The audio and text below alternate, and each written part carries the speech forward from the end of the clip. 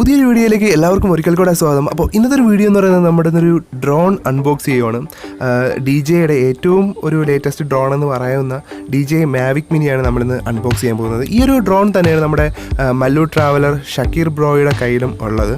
ഷക്കീർ ബ്രോയുടെ മിനിമോൾ എന്ന് പറയും. അതെ, DJI Mavic മിനിയാണ് നമ്മളിന്നൊരു അൺബോക്സ് ചെയ്യാൻ പോകുന്നത്.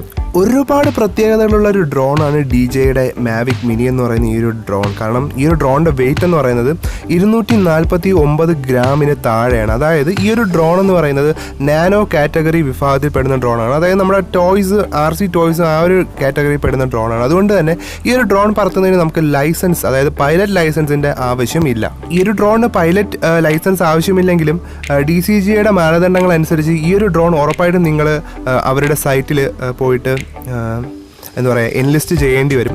എങ്കിൽ മാത്രമേ നിങ്ങൾക്ക് ഈ ഒരു ഡ്രോണ് ഇൻ കേസ് എന്തെങ്കിലും ഒരു പ്രശ്നത്തിൽ പറ്റി സീസ് ചെയ്യുകയാണെങ്കിൽ നിങ്ങൾക്ക് അതിൻ്റെ ഒരു കംപ്ലീറ്റ് ലീഗൽ എന്താ പറയുക സപ്പോർട്ട് കിട്ടത്തുള്ളൂ. ഇനി ഈ ഒരു ഡ്രോണിൻ്റെ കാര്യത്തിലോട്ട് വരാം. ഞാൻ ഈ ഒരു ഡ്രോൺ വാങ്ങിച്ചത് ഇന്ത്യയിൽ നിന്ന് തന്നെയാണ്.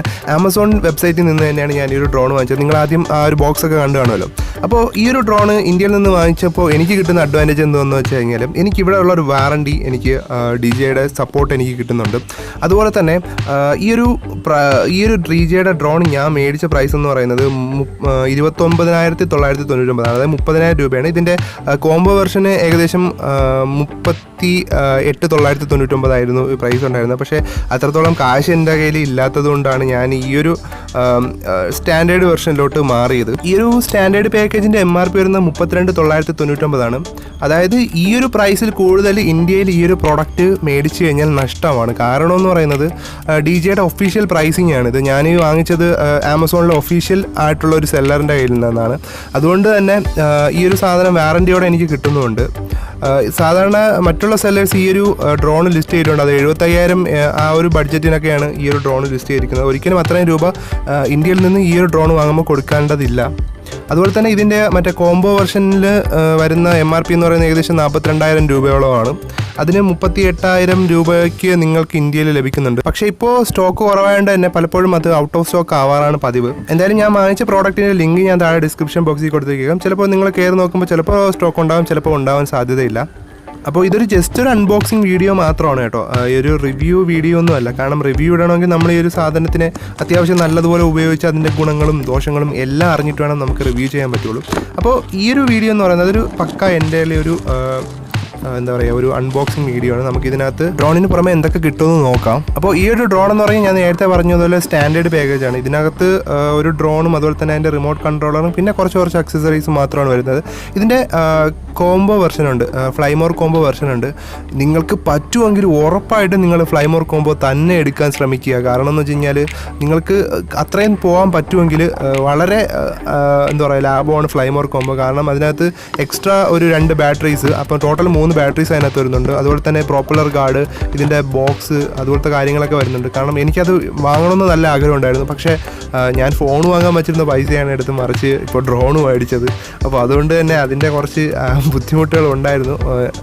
കയ്യിൽ ഉറപ്പായിട്ടും കാശുണ്ടെങ്കിൽ ഞാൻ ഫ്ലൈമോർ കോംബോ തന്നെ വാങ്ങുമായിരുന്നു.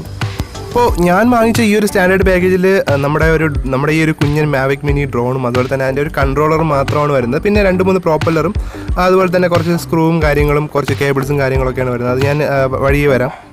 അപ്പോൾ ഈ ഒരു ഡ്രോൺ കണ്ടോ, വളരെ കോമ്പാക്റ്റാണ്. എൻ്റെ ഈ കൈക്കുള്ളിൽ ഒതുങ്ങിയിരിക്കുന്നൊരു ഡ്രോണാണ്. നമുക്ക് അത്യാവശ്യം പാൻറ്റിൻ്റെയൊക്കെ പോക്കറ്റിലൊക്കെ സുഖമായിട്ട് ഇട്ടുകൊണ്ട് പോകാം ഈ ഒരു ഡ്രോണ്.